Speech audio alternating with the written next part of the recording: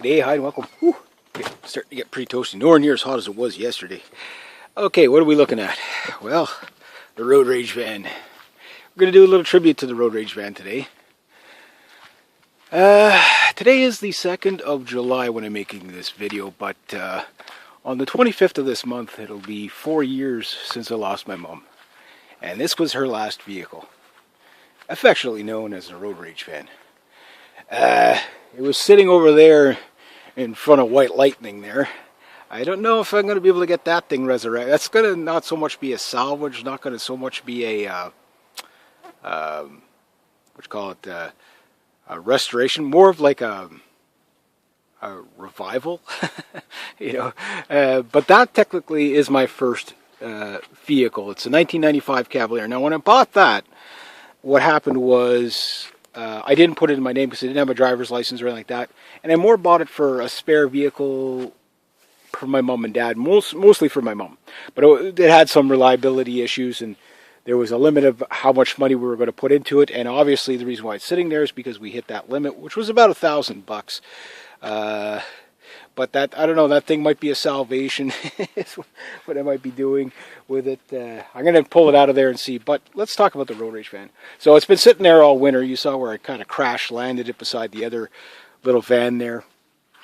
And it stayed there. I put the key in it, hooked up the battery, boom, fired right up, and it made that normal angry rolling thunder kind of sound that it normally makes.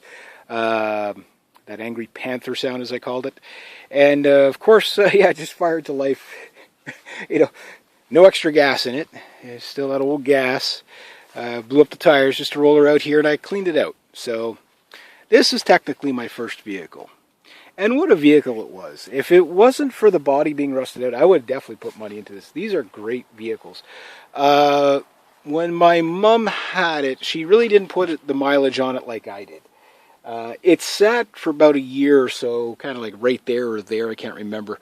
My dad left a plate on it and everything, and he asked me if I wanted it. And I said, okay, well, you know, and I had to wait to get my license. By the time I got my license, that was like almost like a 1.5-year process, right? Because it takes so long to get a driver's license here in Quebec. The rust had already done its job. I mean, it was already fatal at that point. And by fatal, well, for those who are squeamish, if you're going to look away, now's the time. That's what we're looking at.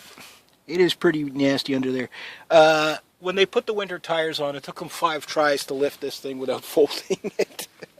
A friend of mine, he has the exact same van.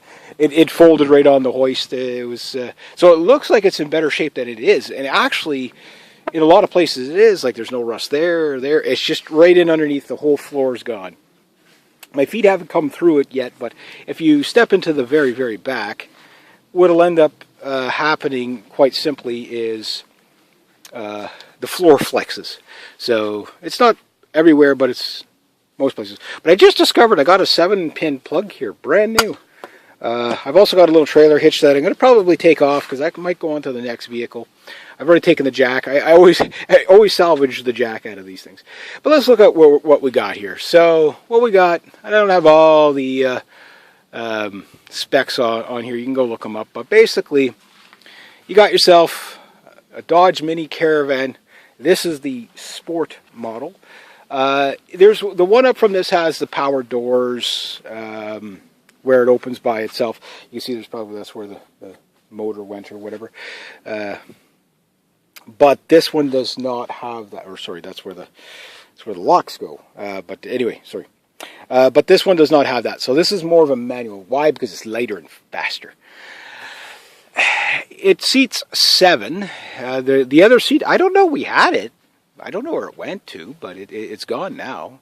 The rear window hatches back here are power. They do not. You can't open them otherwise. It took me a long time to figure that out. I was like, why aren't these things pushing open?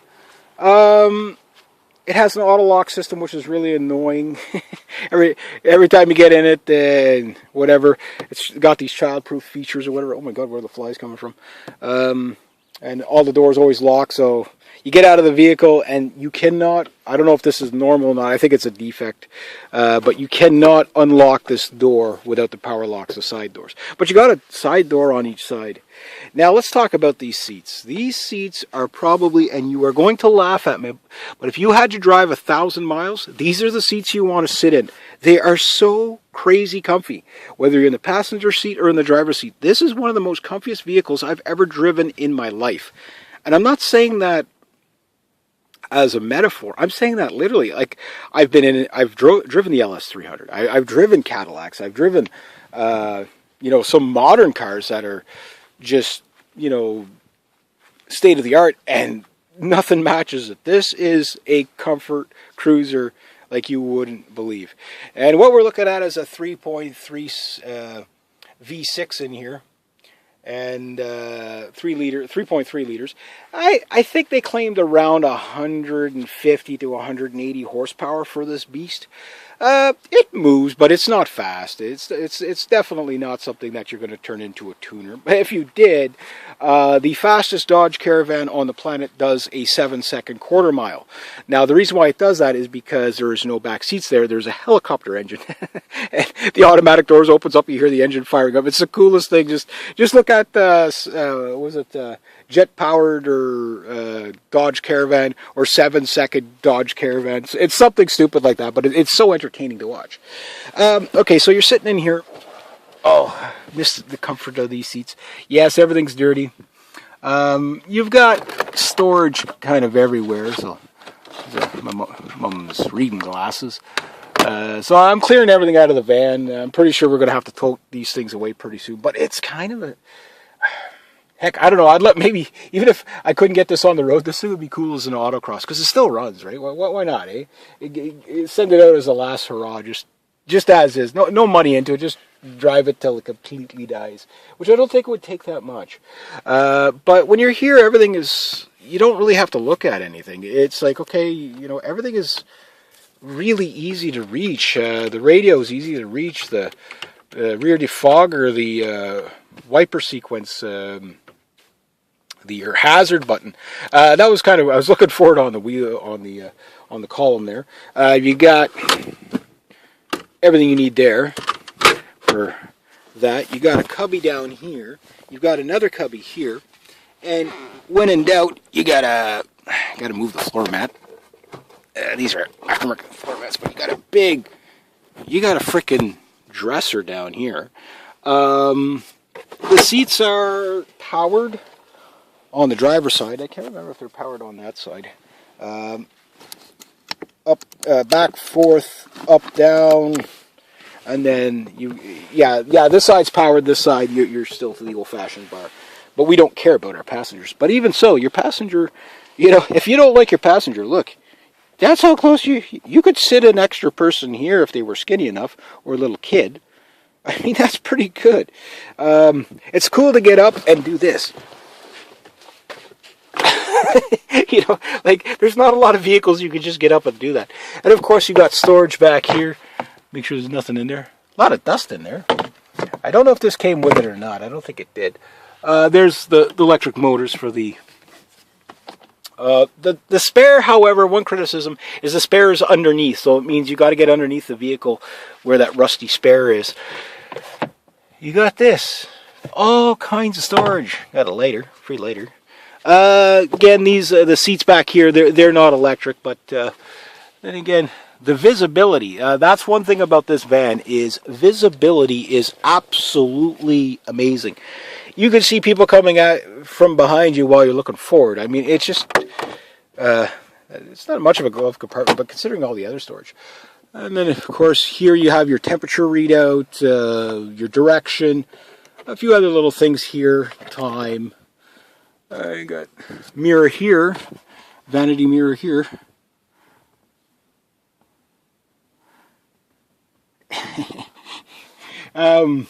This van has been down a few dirty roads. You've got lights all up in here. It just has everything. It is just really too bad. The seat belts on this are not too bad. The headrests are not too bad. But you even got armrests.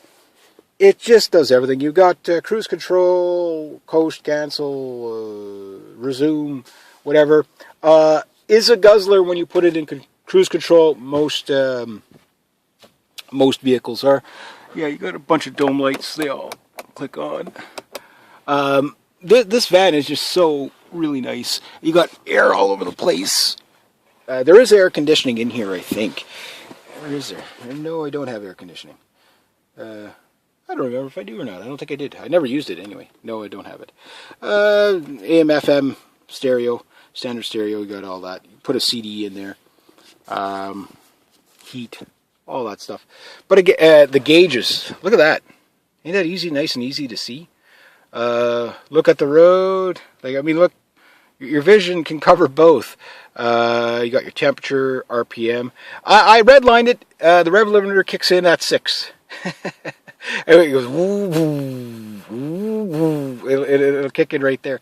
I don't know. I never revved it up past 34. Fuel gauge. Even when I started up, the fuel gauge is always in that position. You got heat here, mirror adjust, left, right, dimmer. Your lights on your doors. You have obviously nice map pockets here on both sides. They're the same. Electric windows, vent left, vent right. Those are the back ports, if you're wondering what that is. Some people might know. I didn't know because this was a pretty modern vehicle for me. So, emergency brake, regular brake, and your pedal. But this, again, the one thing I love about this pedal is like your foot is completely relaxed when it's on it. It's like it's just that's to the floor. That's all it takes. You're not heel. It's just rested on there, nice and smooth, nice and easy. Brakes, same thing. When they work, they're great. The brakes on this are pretty rough, but when they're new, this great handling little car. The other thing that's cool about this is that it gets good mileage. Exact mileage, I never really recorded the exact mileage, but on a full tank, which was about $60, it'd probably be about $70 now with current prices. I would drive 400, I don't know, it was probably close to the 40 miles to the gallon. I don't know the size of the actual gas tank, but it was really good. The other thing that was cool about this vehicle is just how easy it is to access and everything like that. But it's got enough clearance, and being front wheel drive, it was fine in the winter. I've never got it stuck. I only ran out of gas once.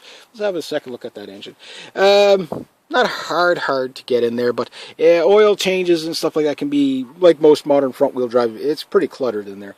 But the battery, nice big battery, everything's pretty much easy to get to.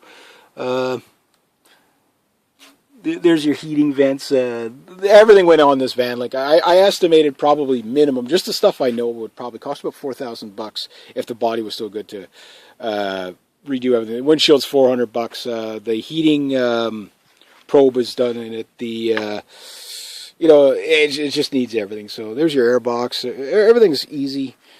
Radiator, easy to work on. Nice short little hood. The other thing too is when you're in traffic with this thing, the front end on this thing is really short. So it really, you feel like you're in somebody's backseat when you get too close. The lights, yeah. The other thing cool about these things is parts is easy to get. There's enough of them out there.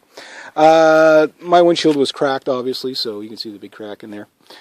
Roof racks. You got roof racks. The rear door is not too bad. It's nice and high. So you see you got some rust in there. So yeah, you could put all kinds of stuff. I do find though you are hitting your knee when you're trying to put stuff in, and if you have to climb in it, it's a bit of a. But these are not really criticisms. They're just it's just the way it's designed. But other than that, it's an awesome little vehicle. And my mom enjoyed it. My dad enjoys it. But he needed something a little bit newer.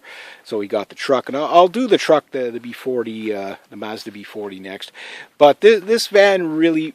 here's the other thing about it. I thought my dad paid $1,900 for this thing used a couple of years ago. He didn't. He paid $700 for it, or $600 or $700 for it, before it was rusted out. it was, if I would, like I say, they didn't. My mom didn't get it. Undercoated or like. Had it been done, this thing, yes, it would be mint condition. The steering wheel on this, not too bad. Forgot to talk about the steering wheel. Of course, I added my little smiley face touch.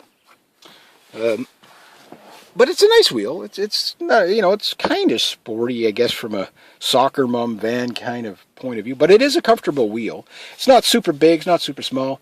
The steering on this thing is not too bad. One thing I will say is this van. Okay, this is nice, smooth cruising at 60 kilometers an hour, about 40 miles an hour. At 80, you're getting really good mileage, probably around the 40 miles to the gallon. 90. It cruises good at 90, starting to get lively. At 100, you feel like you're in the Star Trek Enterprise at warp 25. And at 120, even with good tires like it's light. It's light. It gets. I would never ever see if you could take this thing to 200. I think you would die. I think you would clearly die. I think this thing would just wipe itself out. It's just way too light. It was good driving in the wind, like crosswinds and stuff like that. It didn't blow around on the highway too much. It was a nice long wheelbase on it, so it wasn't too bad. Oops, my battery's dying. But anyway, it just does everything well. Great utilitarian, automatic. This thing would be fun as a standard. But no, it handled well. If you put low profile tires on it, it would probably be pretty cool, but you're still in a boxy van, so yeah, you'll flip the thing trying to do something stupid with it. But it would be cool to try one of these in autocross, just for the giggle factor of it. I think people would enjoy it. It'd be a great way to put this van out. Turn it into a van buggy. I don't know. Just drive it around and it is a sentimental thing with this van. Not only is it my first van, but again, it was also my mom's last van. So I guess I'll have to wrap this up. I am going to basically put this out on the 25th, in memory of my mom. So I figured I'll leave it at that. If you are looking for one of these vans and you can find one with no rust or low rust on it, and you want something reliable, this thing minus 36, the heater broken, the engine, the heater, the core heater there, the frickin', you know what I'm talking about. Broken and minus 35, just and away it goes. Minus 35, minus 36. Unbelievable. Good mileage, good handling, comfortable, lots of accommodation. This is a great daily beater. If you want a good daily beater and useful anywhere you go, you could just stuff so much stuff into here. To me, these things are more useful than a truck a lot of times because you use it. You get groceries. How much do you want to get? Get it all. Why? You got the room. You got to go pick up the family, throw the bench seat in the back. Now you got 7 people in there. It's just ridiculous how convenient. So hats off to Dodge for designing something great. And so there you go. In memory of my mom, the road rage van. It served me well. And there you go. So have yourselves a great day, eh?